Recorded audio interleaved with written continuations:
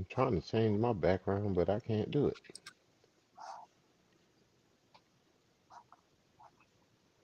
Hmm. We are live, but I don't know where we're live at. So, Lord, we could be anywhere. all right. Hello.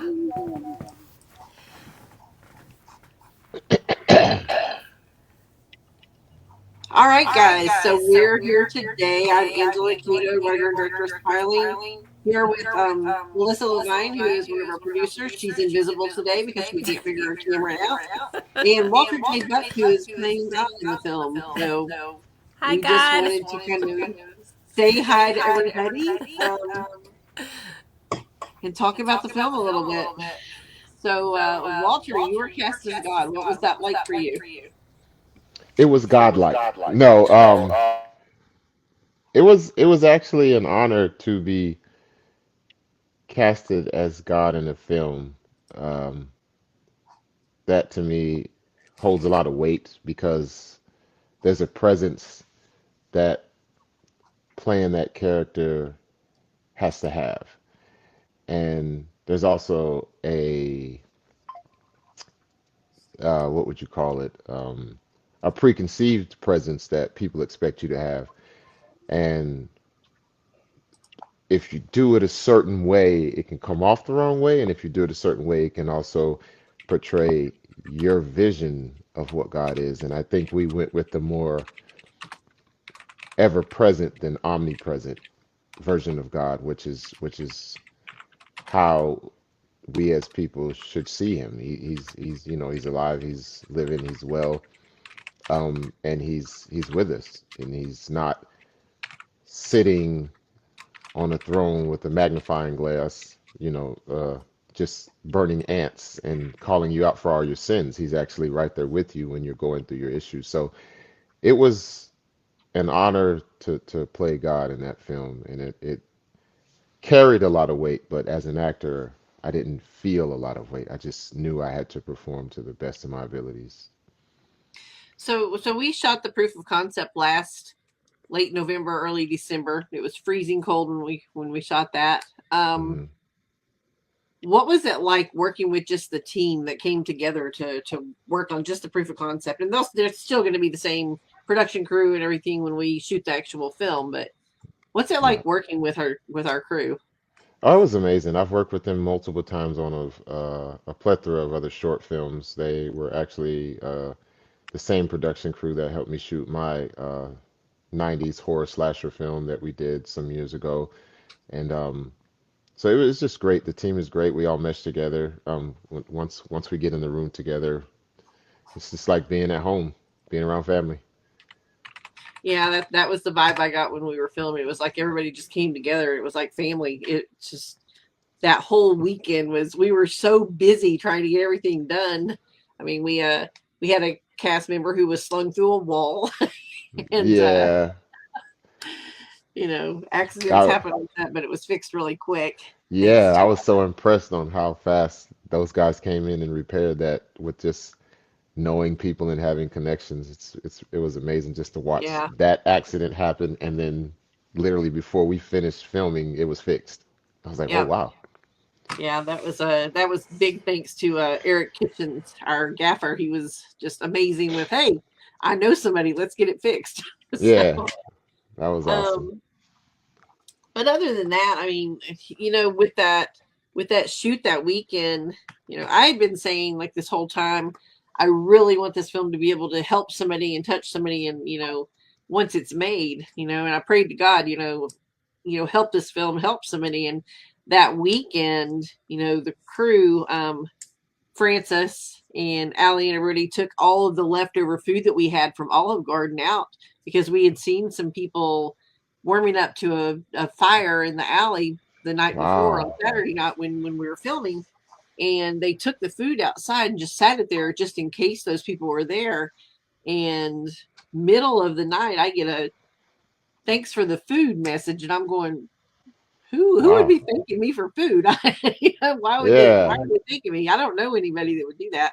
I fell back to sleep, woke up at 6 in the morning, and someone was thanking me for the food, she found my name on one of the receipts in the Olive Garden bags. So Oh, wow. um, turns out this person had lost their father, and they were struggling with addiction and homelessness, and said that really just that whole thought of someone thinking of them enough to bring them food and tell them that God loved them, that was enough to wake them up and move her in the right path. So it was like, Nice. wow, so God's actually he's already helping people, and the film's not even made yet. And that was just, I Right. guess, kind of a big sign to me to say, okay, we have to do this because Yeah. it's already helping someone in some way like that. And the film focuses on addiction and redemption and this young man who's just really gone the wrong way, and what God can do, even though the film is not like overly preachy. It is faith based. There Hmm. are definitely references to the Bible in it, and different verses, and Right. some really good people. I mean, there's just some of the characters are just absolutely amazing. Yeah. That's coming from me, the writer, but it's just um, I'm just hoping that this film is going to be something that can really help someone be able to find their way, and understand that no matter how dark things seem and how down they may feel in life, that there's always some way to bring yourself back up, whether it's a friend or a family member or just yourself, and having faith and trying to Or go the this right movie. way. Or watching this movie when it's made. Yes. Yeah, it does, it has all those things, like you said, redemption. It shows the downfall, the addictions that many people struggle with. I mean, I have a brother that's a recovering addict. I have an uncle that's a current addict. I mean, I don't know if he's in recovery, but last time I saw him, he was just an addict. But and it is something that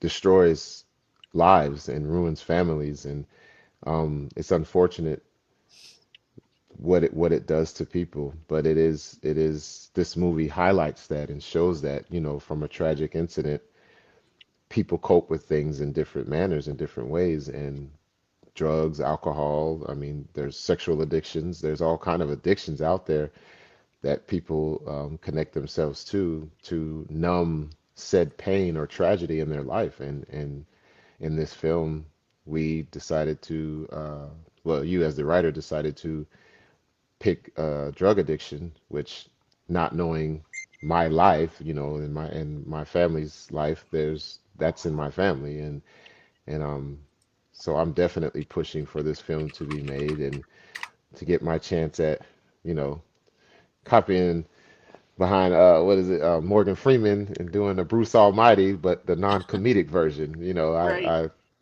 I would love to see this made, and I know it is going to touch a lot of lives when it does come to fruition, because it is going to happen. It's just a matter of time. Yeah, and that's something when I was casting for the role that you're in, you know, I think a lot of people expect if someone's going to portray that character, they're expecting just long hair, long white robes, and I said, I want realistic. I want a Yeah. person who, you know, God represents everyone, so I Hmm. wanted someone realistic. And when I saw your audition, I was just like, that's it. I don't need to see anymore.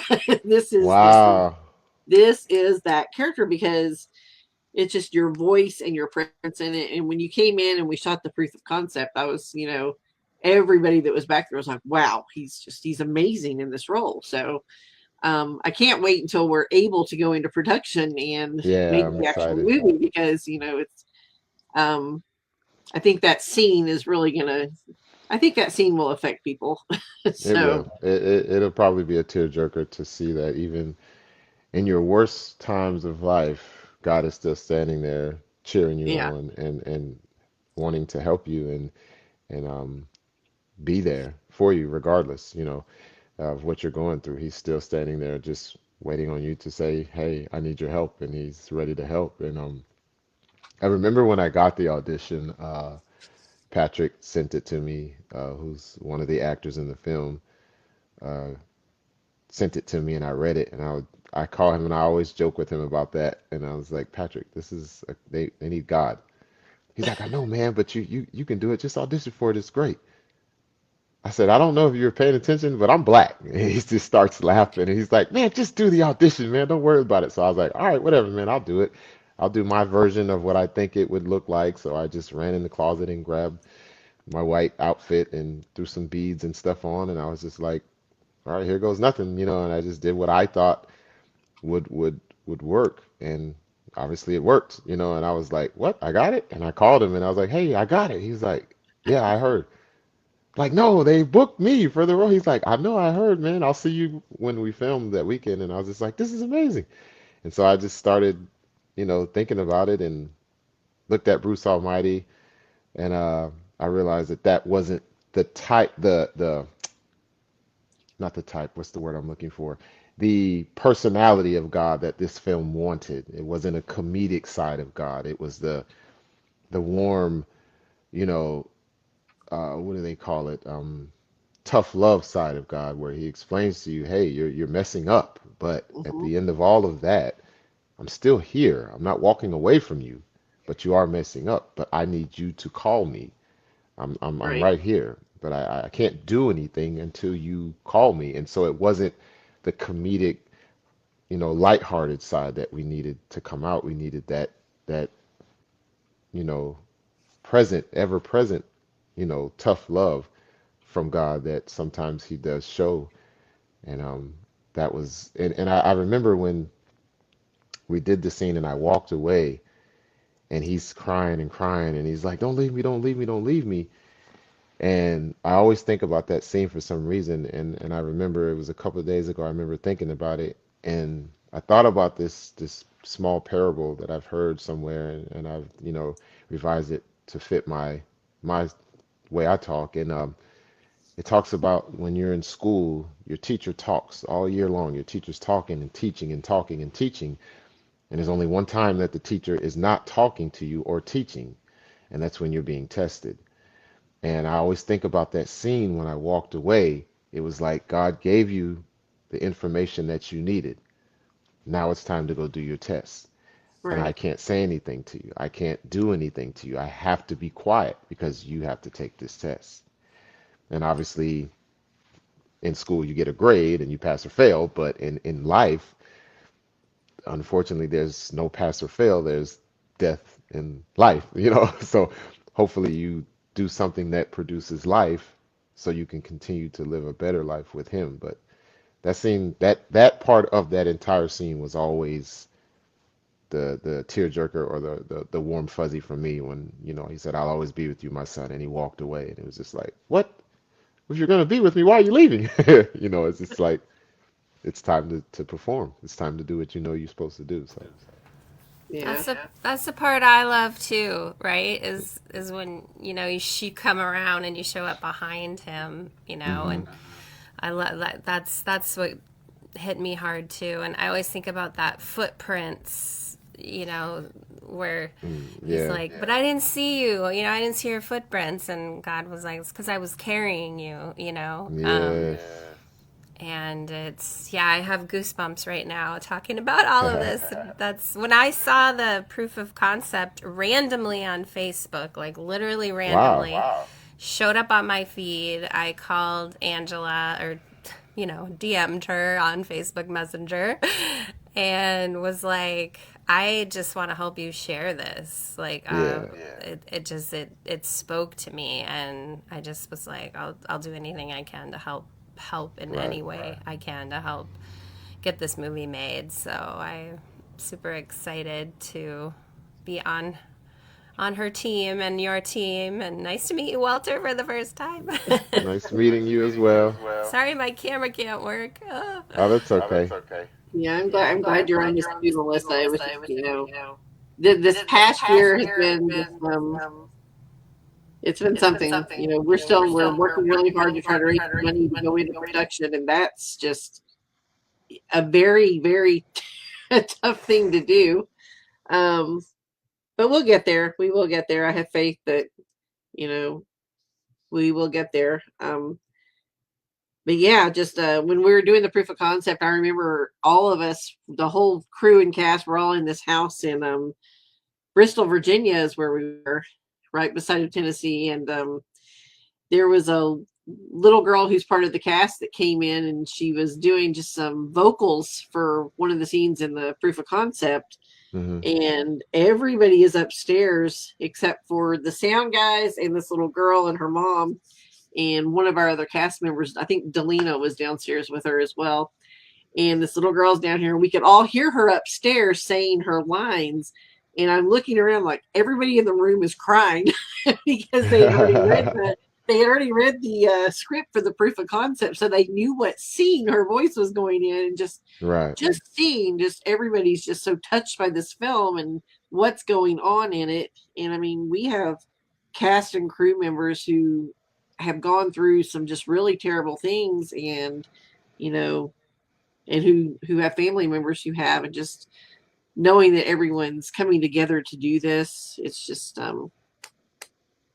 I'm thankful for the team that we have here, because I Yeah. think everybody's just so close and everyone cares so much about this film that, you know,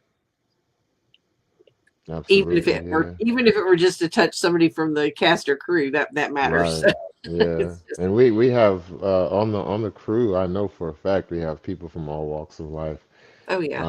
We usually call ourselves like the band of misfits because everybody has ADHD. Everybody is is is just all over the place in their creative minds, and it's but yet we can come together in that one space and create magic, and it's just it's I feel like every creative, I hear a lot of actors, that we know, Jim Carrey's and Tom Cruise's and, you know, the guy who plays Forrest Gump, I can't remember his name right now, Tom but Hanks. Tom Hanks, and they all talk about as creatives how they live in their personal lives and they're very secluded and very quiet and standoffish, but that's their time to shine. And it's just like I feel like a lot of creatives are in so many ways different than the quote unquote norm, so to speak.